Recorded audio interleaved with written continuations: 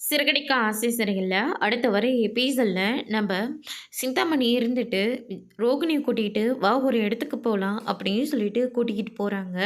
ரோகிணிக்கு எங்க போறோங்கன்னே தெரியல. "எதுக்கு ஆன்ட்டி? எங்க போக போறோம்?" அப்படின்னு சொல்லிட்டு கேட்கவும், "எல்லாமே உன் வாழ்க்கை சம்மந்தப்பட்ட விஷயத்துக்கு தான்" அப்படின்ற மாரி சொல்றாங்க.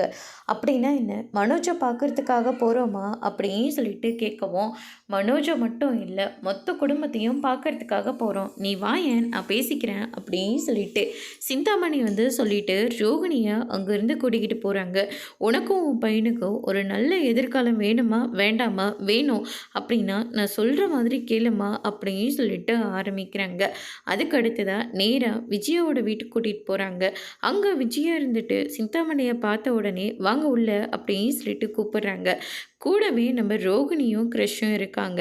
அவங்கள பார்த்த உடனே விஜயா இருந்துட்டு ரொம்பவே கோவப்படுறாங்க. "முதல்ல நீங்க 2 பேரும் அங்கேயே நில்லுங்க. இவள எதுக்காக நீங்க இங்க கூட்டிட்டு வந்திருக்கீங்க? சிந்தாமணி, நாங்க உங்க மேல நெறைய மரியாதை வச்சிருக்கேன். ஆனா தேவையில்லாம இவளுக்காக சப்போர்ட் பண்ணி இந்த வீட்டுக்குள்ள நீங்க வராதீங்க.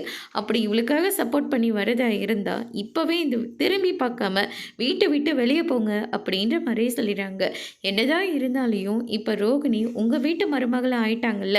இனிமே அவளோட பையனையும் பார்த்துக்கிற கடமை இந்த வீட்டுக்கு இருக்கு. அப்படி முடியாதுன்னு சொன்னா ரோகிணி கேஸ் குடுக்கிறதா சொல்றாங்க அப்படின்ற மாரி சொல்லிறாங்க. இத கேட்ட உடனே மொத்த பேரும் வந்து ஷாக் ஆகுறாங்க. அதோட இன்னைக்கான ப்ரோமோ முடிச்சிருக்குங்க.